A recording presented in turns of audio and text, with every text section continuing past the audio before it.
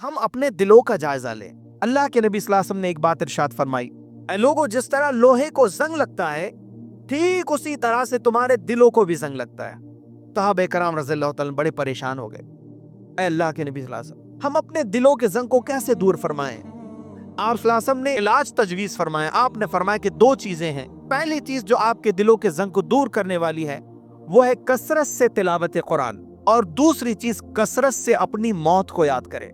अब गौर कीजिए, कितने हमारे ऐसे साथी हैं कुरान से गाफिल हो रहे हैं। कई दफे ऐसा होता है कि रमजान ही हम कुरान मुकद्दस की आयतों को खोलते हैं। हम अपनी मौत से भी गाफिल हैं। हम में का बहुत हर इंसान वो कसीर तादाद में दुनिया समेटना चाहता है और बहुत देर तक दुनिया में जीना चाहता है, जबकि अल्लाह के बंदे वो होते हैं जो अल्लाह से मुलाकात के मुश्ताक होते हैं। तो ये दो चीजें हम अपने वजूद में पैदा करें तो हमारे दिलों का जंग दूर होगा।